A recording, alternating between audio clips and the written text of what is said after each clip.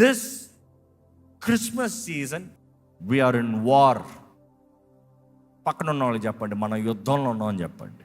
మనం పోరాడేది మనుషుల్ని కాదు, రక్త మాంసాలని కాదు, కనబడని శత్రువులను పోరాడుతున్నాము. వాయుమండల అధిపతులు, లోకనాథులు, దురాత్మ సమూహములు, చీకటి ప్రభావం, వీటిని పోరాడుతున్నాం మనం. ద ఫోర్ ఫోల్డ్ ఎంటిటీని మనం పోరాడుతున్నాం. అధికారులను మనం పోరాడుతున్నాం. ఏ అధికారులు? Not the people of the world, కనబడని శత్రువులు. ద ప్రిన్సిపాలిటీస్, కనబడని శత్రువులు, వారిని పోరాడుతున్నాము. ఎవరు వారి దగ్గర నుండి తప్పించుకోలేరు. ఒకటి పోరాడాలి, లేకపోతే సరెండర్ అవ్వాలి. మీరు ఎవరికి సరెండర్ చేసుకున్నారు? క్రీస్తుకా, సైతానికా? మీరు క్రీస్తుకి సమర్పించుకున్న వారంతా అపవాదిని పోరాడాల్సిన వారే. అసలు క్రీస్తు ఆరాధన అన్నప్పుడు అనేక సార్లు మనం ఈ డెకరేట్ చేస్తూ నేటివిటీ సీన్ పెడతాం. సో నేటివిటీ సీన్లో చూసినప్పుడు యేసు ప్రభు ఒకవైపు, పశువుల పాకలో చిన్న బాలుడైన యేసు అలాగుంటాడు. పక్కన ఎవరైనా పెడతారు? ఫస్ట్ మరియమ్మ, తర్వాత యోసేపు, తర్వాత గొల్లలు పెడతారా? గొల్లలు, ఇటు గడ్డి, అటు అలంకరణ, అటు లైట్లు, అటు చిముకులు అన్నీ పెట్టారు. కానీ ఒకటి మర్చిపోయారు తెలుసా? ఓ స్టారా, స్టార్ పెట్టారు, బాగానే ఉంది. అయినా ఇంకోటి మర్చిపోయారు తెలుసా? ఎవరిని తెలుసా? డ్రాగన్ని, ఒక ఘట సర్పాన్ని. ఎందుకంటే మనం నూతన నిబంధనల సువార్తల్లో చూసినప్పుడు ఆ రీతిగా చూస్తాం. అదే ప్రకటన గ్రంథంలో చూసినప్పుడు పిక్చర్ వేరు ఉంటుంది. ప్రకటన గ్రంథంలో చూసినప్పుడు అక్కడ స్టార్ కనబడదు, అక్కడ గాబ్రియల్ దూత కనబడ్డు. అక్కడ కనబడేది మూడే క్యారెక్టర్లు కనబడుతుంది. ఒకటి ఒక స్త్రీ, రెండోది ఒక శిశువు, మూడోది ఒక ఘట సర్పం, డ్రాగన్. ఈ మూడే కనబడతాయి. ఆ మూడిట్ల మధ్య చూస్తే అక్కడ యుద్ధం, దెర్ ఇస్ అ ఫైట్. అక్కడ ఒక ఫైట్ కనబడుతుంది. ఎందుకంటే ప్రకటన గ్రంథంలో ఒకసారి క్రీస్తు ఆరాధన జ్ఞాపకం చేసుకుంటే, క్రీస్తు జననాన్ని జ్ఞాపకం చేసుకునేటప్పుడు ఒకసారి జాగ్రత్తగా చూద్దాము. ప్రకటన గ్రంథము 12వ అధ్యాయము 1వ వచనం చూస్తే ఏంటంట? పరలోకమందు ఒక గొప్ప సూచన కనబడెను. అదేదనగా సూర్యుని ధరించుకొనిన ఒక స్త్రీ, సూర్యుని ధరించుకొనిన ఒక స్త్రీ, ఆమె పాదముల క్రింద చంద్రుడును, ఆమె పాదముల కింద చంద్రుడును, శిరస్సు మీద 12 నక్షత్రముల కిరీటమును ఉండెను. ఈ స్త్రీ ఎవరికి సాదృశ్యంగా ఉంది? ఈ స్త్రీ మరియకు సాదృశ్యంగా ఉందా? Yes, but not completely. No. Is it Mary? Sign, but is it only her? No. So we'll understand. ఇశ్రాయేలుకి సాదృశ్యంగా, ఇశ్రాయేలు ప్రజలకి సాదృశ్యంగా ఉంది ఆ స్త్రీ. ఆ 12 గోత్రములను అంటాం. 12 గోత్రములు 12 నక్షత్రాలుగా అక్కడ సాదృశ్యం కనబడుతుంది. So here is a nation, here is a community, here is a people of God. వారు అలంకరించబడ్డారు దేవుని మహిమతో, దేవుని తేజస్సుతో, దేవుని శక్తితో వారు అలంకరించబడ్డారు. మనం చూస్తున్నాము ఆ ఇశ్రాయేలు నుండి రక్షకుడు వస్తాము. ఆ ఇశ్రాయేలు నుండి రక్షకుడిని బయటికి తీసుకొస్తానికి సాదృశ్యంగా, ఇశ్రాయేల్ని రిప్రజెంట్ చేస్తానికి మరియను చూస్తున్నాం. సో మరియ గర్భం ఎలా ధరించింది? పరిశుద్ధాత్మ మూలముగా. Jesus was born first place holy. ఆయన పరిశుద్ధంగా పుట్టాడు. మానవుడు బీజము కాదు, మానవుడు విత్తనం కాదు. యేసు ప్రభు గర్భము ధరించిందే పరిశుద్ధాత్మ మూలముగా మరియ గర్భము ధరిస్తాము. కానీ ఇక్కడ చూస్తున్నాము, ఇదిగో ఈ స్త్రీ పరిశుద్ధాత్మ దూరంగా గర్భము ధరిస్తాం. She is powerful, she is clothed with the sun. అదే సమయంలో మనం చూస్తున్నాము అక్కడ ఆమె నొప్పులో ఉన్నదప్పుడు 2వ వచనం చదువుదామా? ఆమె గర్భిణి అయి ప్రసవ వేదన పడుచు ఆ నొప్పులకు కేకలు వేయుచుండెను. ఆ నొప్పులకు ఏం చేస్తుందంట? కేకలు వేస్తూ ఉందంట. ఆమె ప్రసవ వేదన అన్నదానికి ఇజ్రాయెల్స్ పెయిన్, ఇశ్రాయేలీలు వేదన. వారందరూ ఎదురు చూస్తున్నాడు, మెస్సయ్య వస్తాడా, రక్షకుడు వస్తాడా, రక్షించే దేవుడు వస్తాడా? ఇమ్మానుయేలు ప్రవచించబడింది కదా యెషయా ప్రవక్త ద్వారంగా. ఇమ్మానుయేలు వస్తాడా, మా తోడు ఉంటాడంట, మమ్మల్ని విడిపిస్తాడంట, బంధించబడిన వారికి విడుదల, బాధించబడుతున్న వారికి విడుదల. సో వారు ఆ నొప్పుల వేదన పరిస్థితుల్లో they were desperate for Messiah, రక్షకుడు కొరకు ఎదురు చూస్తూ ఉన్నారు. దేవుడు తగిన సమయంలో ఆయన కుమారుణ్ణి ఈ లోకంలోకి పంపిస్తాం. మన బైబిల్ మొత్తంలో చదివితే చూస్తాం. సో ఇక్కడ గమనించినప్పుడు ఈ స్త్రీ బహు నొప్పిలో, వేదనలో తన బిడ్డను కంటుందంట. ఇంకా 3వ వచనం చదువుతాం. అంతటా పరలోకమందు ఇంకొక సూచన కనబడెను, ఇదిగో ఎర్రని మహాఘట సర్పము. ఇంగ్లీష్లో సర్పానికి ఏమని రాయబడి ఉంది? డ్రాగన్ అని రాయబడి ఉంది. దిస్ డ్రాగన్ ఎవరు అంటే ఘట సర్పము, సాతాను. కింద చదువుకుంటూ వస్తే 13వ అధ్యాయంలో మీరు చూడగలుగుతారు. వాడు సాతాను. సాతాను ఎవరు అనుకుంటున్నావు? చాలామందికి సాతాను అంటే స్టైల్గా, హ్యాండ్సమ్గా, లేకపోతే బ్యూటిఫుల్గా కనబడే ఒక మనిషి, ఆత్మ అనుకుంటాం. ఎందుకంటే సినిమాల్లో అట్లాగా చూపిస్తారు. కానీ నిజంగా వాడు అట్లా ఉండడం. ఎట్లా ఉంటాడంట? మూర్ఖంగా, అగ్లీ క్రీచర్, రెడ్ డ్రాగన్. అక్కడ రెడ్ అనే కలర్ని చూపిస్తానికి ఏంటంటే టు షో హిస్ క్యారెక్టర్. ఒకడు మామూలుగా ఒక పని చేస్తాం వేరు, ప్యాషన్తో ఒక పని చేస్తాం వేరు. Red symbolises passion. వాడు నాశనం చేస్తానికే పట్టుబట్టాడంట. వాడు హంతం చేస్తానికి, నాశనం చేస్తానికి, వాడు మొత్తానికి తుడిచి వేస్తానికే అట్లా పట్టుబట్టాడంట.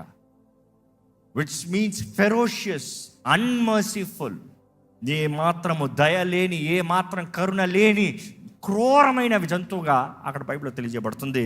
That is where we see a ferocious red dragon, anonymous, పెద్ద డ్రాగన్ ఏం చేస్తుందంట? చదవండి. 7 తలకాయలు ఉన్నాయి. ఎన్ని కొమ్ములు ఉన్నాయి? 10 కొమ్ములు ఉన్నాయి. నెక్స్ట్ చెప్పండి. దానికి తలపైన 7 కిరీటాలు ఉన్నాయి. అంటే ఇది కేవలం ఒక డ్రాగన్ మాత్రం కాదు. ఆ డ్రాగన్కి ఏముంది? అథారిటీ ఉంది. ఆ డ్రాగన్కి పవర్ ఉంది. ఆ డ్రాగన్ ఒక రూలర్గా కనబడుతున్నాడు. ఆ డ్రాగన్ కింద ఎంతోమందిని ఏలే వ్యక్తిగా ఈ డ్రాగన్ ఎంతోమంది ఆయన కింద ఉన్నట్టుగా కనబడుతుంది. ఇప్పుడు ఈ డ్రాగన్ ఎట్లా ఒకసారి అనుకుని చూడండి. ఘట సర్పం అంటే పాములాగా దేహం ఉంది, 7 తలకాయలు ఉన్నాయి, 7 కిరీటాలు, 10 కొమ్ములు ఉన్నాయి. ఈ డ్రాగన్ ఏం చేస్తుందంట చూడండి. ఒకసారి 5th వర్స్ వద్దామా? కననయ్యున్న ఆ స్త్రీ కనగానే ఆమె శిశువును మృంగివేయాలని ఆ ఘట సర్పము స్త్రీ ఎదుట నిలుచుండెను. ఆగండి. కననై ఉన్న ఆ స్త్రీ కనగానే ఏం చేద్దామంట? మింగేద్దామని 7 తలకాయలు పెట్టుకున్న నా డ్రాగన్ అక్కడ నిలబడుతుందంట. బికాజ్ ఈరోజు క్రిస్మస్ అంటే మనందరికీ సెలబ్రేషన్. యేసుప్రభు పశువుల పాకలు పడతాం, ఆహా గొల్లలు వస్తాం, పాటలు పాడి డాన్స్ చేస్తాం, జ్ఞానులు వస్తాం, నమ్మకరించి బంగారము సాంబ్రాణి పోలం ఇచ్చిపోతాం. మీకు సమాధానము, మీకు సమాధానము, మీకు సమాధానం చెప్పుకుంటూ ఉంటుంది. But reality is not that. దేవుడి పర్స్పెక్టివ్ నుండి వచ్చినప్పుడు, అయ్యా ఇది యుద్ధం అయ్యా, మెస్సయ్య రక్షకుడు ఈ లోకంలోకి వస్తాం, అపవాది పొంచున్నాడు, డ్రాగన్ పొంచున్నాడు, ఎలాగ మింగేద్దామా అని. అంటే it's not about the image of a dragon, but then అపవాది క్యారెక్టర్ మనం ధ్యానించేది. వాడు ఎలాంటి వాడు, మనం పోరాడే శత్రువు ఎలాంటి వాడు, వాడు అధికారం ఎలాంటిది. ఎందుకంటే if you don't know your enemy you will never prepare. ఒక బలవంతుని పోరాడుతున్నప్పుడు you would trying to fight a warrior, but then you're fighting a weak man, you will go careless. Devil is not a weak man. వాడు ఘట సర్పం, ఆది నుండి ఉన్న సర్పం. ఆదామ దగ్గర నుండి ఈ రోజు నిన్ను కూడా శోధిస్తున్న అదే సర్పం నిన్ను పోరాడుతున్నాడు. వాడు ఎంటిటీసే.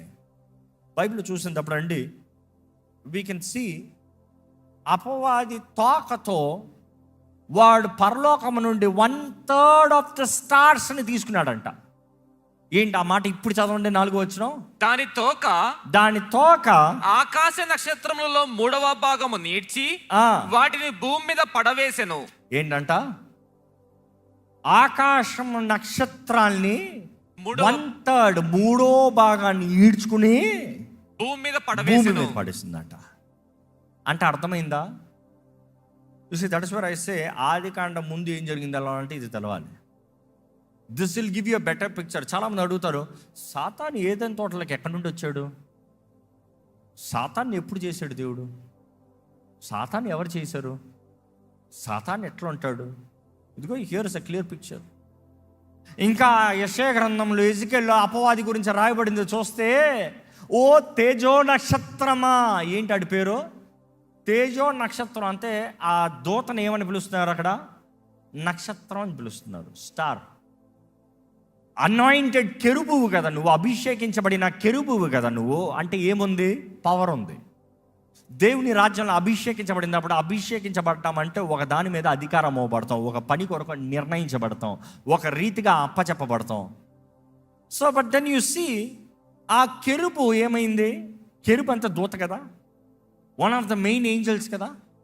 ఆ కెరూబు పడతంతో దానితో పాటు 1/3 of the stars, which means angels, 3వ భాగం దూతల్ని పరలోకం నుంచి లాక్కుని వచ్చింది. ఎందుకు లాక్కుని వచ్చింది? అది యెషయా గ్రంథంలో చదివినప్పుడు చూస్తాం, ఎజికెల్లో చదివినప్పుడు చూస్తాము. మనసులో తలస్తూ వచ్చాడంట. ఏమని సింపుల్ వర్డ్స్లో చెప్పాలంటే, దేవుని ముందు ఉండి దేవుని ఆరాధించేలాగా చేసేవాడు. అందరు ఆరాధిస్తూ ఉంటే ఆయన అనుకున్నాడంట, ఇదంతా నాకే కదా. వాళ్ళు దేవుణ్ణి అంటే దేవుడు ఎవరు చూడలేరు, ఆయన సమీపింపరా అని తేజస్సులో ఉండేవాడు. మామూలుగా ఎవరు ఆయన చూడలేరు. ఆయన చూడనొకనా, ఆయన వెలుగు కనబడకుండా అడ్డుగానే ఉన్నాను కదా. I'm here to just block కదా. అంటే అందరు ఆరాధిస్తాం, నేనే కదా, నేనే వారికి కనబడుతున్నాను, నేనే వారి దేవుణ్ణి.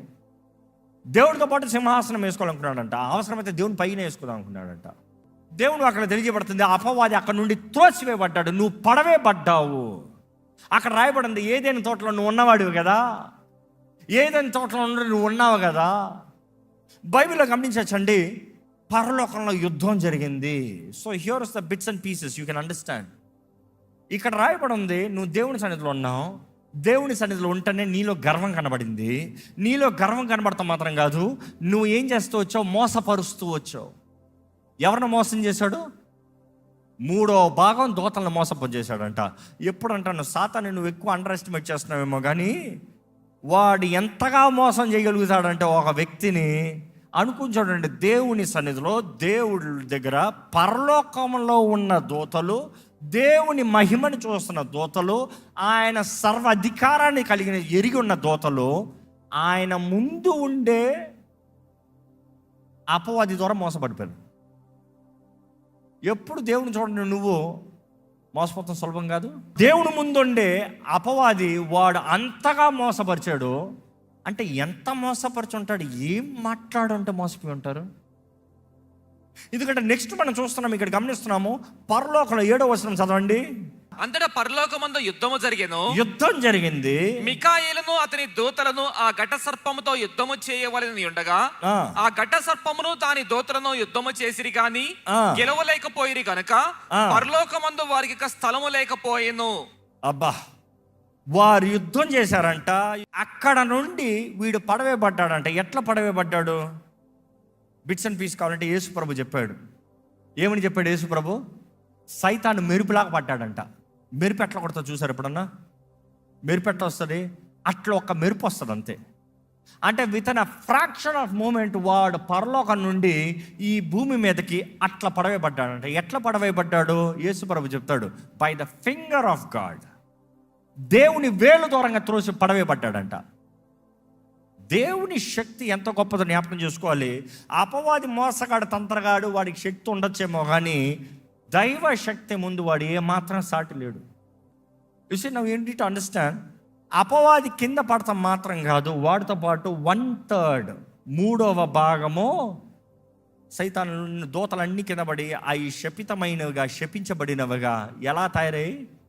అపవిత్రాత్మలు, దురాత్మలు, మోసపరచు ఆత్మలు. వాటి పన్నాగా అంటే ఒకటే, ఏంటి తెలుసా? నాశనం చేయాలి. దేవుని రాజ్యాన్ని, దేవుని ప్రజల్ని, దేవుడు కోరుకునేది, దేవుడు ప్రేమించేది, దేవునికి సంబంధించింది అన్నీ నాశనం చేయాలి. ఇదే వాడి పన్నాగం. So that's where I said we are in war. ఈ యుద్ధం మధ్యలో జరిగిన సంఘటనే క్రీస్తు జననం. క్రీస్తు జననము చూసినప్పుడు అపవాదికి స్ట్రైక్ కౌంటర్ దేవుడు పెట్టింది. ఈ స్ట్రైక్ కౌంటర్ ఎప్పుడు నిర్ణయించబడింది? ఆది కాండంలో నిర్ణయించబడింది. ఆది కాండంలో మనం చూడొచ్చు, దేవుడు ఏదైనా తోటలో ఆదాము నవ్వను పెట్టినప్పుడు అన్ని దేవుడు మంచిగా చేశాడు. God created a perfect man, perfect women, perfect world, everything good, everything was good. అక్కడ దేవుడు చేసిన దాంట్లో సైతాను దూరాడు, మోసగాడు, పరలోకంలోనే మోసం చేశాడు, అబద్ధాలాడి మోసపరిచాడు. ఇంకా మనుషుడిని ఎంత మాత్రం అదే చూస్తాము, అవ్వ మోసపోయింది. అక్కడ అవ్వ మోసపోతాం మాత్రం కాదు, మనం గమనించవచ్చు, అక్కడ నుండి ఆదాము పాపంలోకి పడ్డాడు, అక్కడ నుండి శాపం స్టార్ట్ అయింది. కానీ ఎలాగా ఏంటనేటప్పుడు ఒకసారి ఆది కాండము 3వ అధ్యాయము 12 వచనం నుండి చదవండి. అందుకు ఆదాము, నాతో నుండుటకు నీవు నాకు ఇచ్చిన ఈ స్త్రీయే ఆ వృక్ష ఫలములు కొన్ని నాకు ఇయ్యగా నేను తింటిననెను. అప్పుడు దేవుడైన యెహోవా స్త్రీతో, నీవు చేసినది ఏమిటి అని అడుగగా, స్త్రీ, సర్పము నన్ను మోసపుచ్చినందున తింటిననెను. అందుకు దేవుడైన యెహోవా సర్పముతో, నీవు దీని చేసినందున పశువులన్నిటిలోనూ భూ జంతువులన్నిటిలోనూ నీవు శపింపబడిన దానవై నీ కడుపుతో ప్రాకుచు నీవు బ్రతుకు దినములన్నయు మన్ను తిందువు. మరియు నీకును స్త్రీకిని నీ సంతానమునకును ఆమె సంతానమునకును వైరము కలుగజేసేదును. అది నిన్ను తల మీద కొట్టును, నీవు దానిని మడిమ మీద కొట్టుదు అని చెప్పెను. దేవుడు అక్కడ చూసినప్పుడు ఈ ఘట సర్పము, మోసపరిచిన సర్పము, దానికి దేవుడు నిర్ణయించాడు, ఇదిగో ఈ స్త్రీ వంశము నుండి వచ్చి నీ తలకాయని చెత్త కొడతారు, నువ్వు మడిమ మీద కొడతావు. అప్పుడు నుండి సర్పం వేచి ఉన్నాడు, ఓహో దేవుడి ప్లాన్ అంట, ఈ మనుషుడి ద్వారంగా నా తలకాయని కొట్టిస్తాడా, అయితే చూద్దాం ఎవడో. అందుకని కయ్యను ఏబేలు చూసినప్పుడు ఫస్ట్ అపవాది అక్కడ పెట్టాడు పొల్ల, అక్కడ వెంటనే ఏబేలు చచ్చిపోయేలాగా చూశాడు. అక్కడ నుండి మనం చూసినప్పుడు మోషే పుట్టినప్పుడు ఏం జరిగింది? ఐగుప్తులో ఉన్న ప్రతి హెబ్రీయుడు కుమారులు 2 సంవత్సరాలు పుట్టిన ప్రతి బిడ్డని చంపేమన్నాడు. అక్కడ బిడ్డలను చంపేస్తాము. అపవాది అనుకున్నాడు, ఇదిగో ఇక్కడ నుండి వస్తాడా, డెలివరర్ వస్తాడా, నా తలకాయని చెత్తకొట్టేవాడు వస్తున్నాడా, చంపేస్తా. You see the dragon there. పుట్టిన వెంటనే చంపేస్తానికి రెడీగా ఉన్నాడు. అది ప్రకటన గ్రంథంలో చదువు. అదే సిమ్టమ్స్ చూస్తూ ఉంటాము. నూతన నిబంధనకు వచ్చినప్పుడు దేవుని సమయం వచ్చింది. యేసు ప్రభు పుడతంతో మనం అనుకుంటున్నాం సమాధానం అని, అక్కడ సమాధానం కాదు, కలవరం. హేరోదు ఏం చేశాడు? హేరోదు అపవాదికి సాదృశ్యంగా కనబడుతున్నాడు. అక్కడ ద డ్రాగన్గా సాదృశ్యంగా కనబడుతున్నాడు, అన్మర్సిఫుల్గా కనబడుతున్నాడు. ఏం చేశాడు? 2 సంవత్సరాలు లోపు ఉన్న మగబిడ్డను అందరూ చంపేయండి అన్నాడు బెత్లెహేంలో. అవునా కాదా? What was the spirit of death? ఇందుకు అపవాది నాశనం చేయాలని పొంచున్నాడు. అపవాది దేవునిని పోరాడాలని, దేవుడు ప్రేమించిన ఈ మనుషుని నాశనం చేయాలని వాడు పొంచున్నాడు. You see the spirit of death. Yesu పుడతాం, ఆనందం అంటున్నాం, జాయ్ టు ద వరల్డ్ అంటున్నాం, కానీ but the dragon is waiting to destroy. అక్కడే మనం చూస్తున్నాము ఈ అపవాది తంత్రాలు, ఈ అపవాది పనులు, ఈ అపవాది కార్యాలు. అక్కడ నుండి యేసు ప్రభు జీవితకాలం అంతా చూసినప్పుడు హీ వాజ్ కాన్స్టెంట్లీ మాకింగ్. యేసుని రాళ్ళుతో కొట్టి చంపాలని అనేక సార్లు చూశారు, అనేక సార్లు ప్రయత్నం చేశారు, అనేక సార్లు యేసు ప్రభు తప్పించుకుని వెళ్ళిపోయాడు. సో అపవాది యేసుని చంపాలనే పొంచున్నాడు. కానీ చివరికి తగిన కాలం ముందు యేసు ప్రభు తనను సమర్పించుకున్నాడు. అపవాది అనుకున్నాడంట, ఇదిగో దేవుణ్ణి చంపిసా, దేవుణ్ణి జయించేసా, దేవుడు చచ్చిపోయాడు. చాలామంది అది అనుకుంటారు, దేవుడు చచ్చిపోయాడు. దేవుడు చచ్చిపోయాడా? God is not dead today. ఆయన అంటాడు, నేను మరణించాను కానీ ఇప్పుడు నేను సజీవుడిని, ఫర్ ఎవర్ అలైవ్, నిరంతరం నిత్యత్వానికి ఈజ్ అలైవ్. అపవాది అనుకున్నాడంట, యేసు ప్రభు మరణంతో మేమంతా జయించాము, పాతాళమంతా సెలబ్రేషన్ చేసుకుందంట. కానీ హీ డిడ్ంట్ ఎక్స్పెక్ట్ మరణపు ముళ్ళని విరిచి పాతాళపు తాళం చేతులు తీసుకుని దేవుని వాక్యంలో రాయబడిన రీతిగా పబ్లిక్ స్టంట్ అపవాదిని వాడు అనుచరులు చుట్టూ చెత్త కొట్టాడంట. బైబిల్ ఉందో తెలుసా? చెత్త కొట్టాడంట. వాడు ఎక్స్పెక్ట్ చేశాడా? దేవుని చంపేస్తే అయిపోయింది, బంధించి పడతాడు అనుకున్నాడు. But then the word evidence ఇస్తుంది, చూపిస్తుంది ఆయన మృత్యుంజయుడై తిరిగి లేచాడు. సో విశ్వాసికి చెప్తున్నాను, దిస్ ఇస్ వార్. యుద్ధంలో ఉన్నాం. అపవాది ఎదురు చూస్తున్నాడు, నాశనం చేస్తాను చూస్తున్నాడు. This is war. Stay strong. దేవుని మహిమ కొరకుండండి, దేవుని సాక్షులుగా అవుతుందండి. ఇక్కడ ఎంతమంది క్రీస్తు రక్తంలో నిబంధన చేయబడిన వారు ఉన్నారో ఒకసారి చేతులు తలలు చెప్తారా? ఈరోజు మనం దేవుని పక్షాన ఉన్నవారు మేము మౌనంగా ఉండటానికి లేదు. ఎందుకంటే బైబిల్ ఒకే మాట చెప్తుంది, పోరాడని వారికి దెబ్బ షోర్. దేవుడు కొట్టాడు, అపవాది కొడతాడు. కానీ పోరాడే ప్రతి ఒక్కరు సర్వాంగ కవచాన్ని ధరించుకుని అపవాదిని ఎదిరించాలంట. ఆపద్దినమందు నిలబడి పోరాడాలంట. కాబట్టి దయచేసి స్థలంలో ఉంచుతామండి, ప్రార్థన చేద్దాం. మన కొరకు రక్షకుడైన యేసుని బట్టి స్తుతిద్దామా? ఈరోజు నీవు ఆయనతో నిబంధన చేయబడ్డావు. ఆయన దీనుడిగా వచ్చాడు, నీ కొరకు తగ్గించుకుని వచ్చాడు. నీవు హెచ్చించబడాలని, నువ్వు ఘనుడిగా మార్చబడాలని, నువ్వు ఆయన సొత్తుగా నిలబడాలని. ఈరోజు అపవాది ఎన్నో రీతిలుగా మోసపరచాలని, నిన్ను దాడి చేయాలని, నిన్ను నాటకపరచాలని, నిన్ను దేవునికి విరోధంగా మార్చాలని అపవాది ఎంతో పోరాడుతున్నాడు. But be careful. యుద్ధం యెహోవాదే, నిశ్చయంగా జయము దేవునిదే. కానీ దేవుని సొత్తైన మనము ఆయన ఆత్మ ద్వారా నడిపించబడాలి. అడగండి, పరిశుద్ధాత్మ దేవా, నాకు కావాల్సిన శక్తిని దయచేయ, నాకు కావాల్సిన జ్ఞానము దయచేయ, నాకు కావాల్సిన అర్థం చేసుకున్న కృపను దయచేయ, అండర్స్టాండింగ్ని దయచేయ, నాకు కావాల్సిన సహవాసము, సహాయాన్ని, నడిపింపుని దయచేయ, నాకు కావాల్సిన బలము దయచేయ, నాకు కావాల్సిన తెలివిని దయచేయ ప్రభువా. నన్ను దైవ భయముతో నింపయ్యా దేవా. నీ శక్తిని నా జీవితంలో కనబరచు ప్రభువా. పరమ తండ్రికి వందనాలు చెబుతామా దేవా. నువ్వు నన్ను ప్రేమించి నన్ను విడిచిపెట్టలేదయ్యా. అపవాదితో నాశనం అవుతానికి నన్ను విడిచిపెట్టలేదయ్యా. ఈరోజు నేను సజీవ లెక్కలో ఉన్నానంటేనే ఇంకా నువ్వు నన్ను ప్రేమిస్తున్నావు కాబట్టి, నాకు ఇంకా నువ్వు కృపణిస్తున్నావు కాబట్టి, ఇంకా నీ పక్షాన నేను జీవించాలని నువ్వు ఆశపడుతున్నావు కాబట్టి నన్ను పట్టుకోయ్యా, నన్ను బలపరచయ్యా. నీ సొత్తుగా బ్రతికే కృపను దయచేయ్యా. జయము కలిగిన జీవితము దయచేయ ప్రభా. స్వతంత్రత కలిగిన జీవితము దయచేయ్యా. సమాధాన సంతోషములతో బ్రతికే జీవితాన్ని దయచేయ ప్రభా. నీలో ఉన్న ఆనందము కలిగిన వారిగా జీవించే కృపను దయచేయ. సమస్త జ్ఞానానికి మించిన సమాధానము నా జీవితంలో దయచేయ ప్రభువా.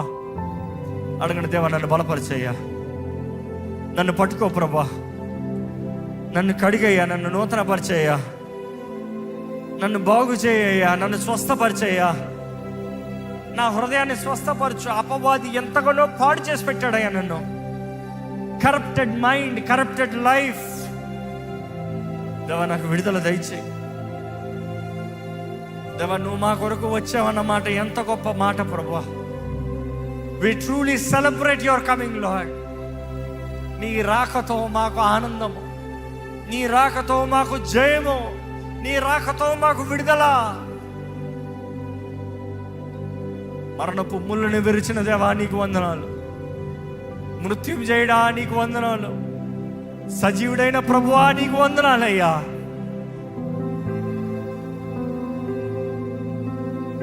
నీ చిత్తము మా జీవితంలో జరిగించయ్యా.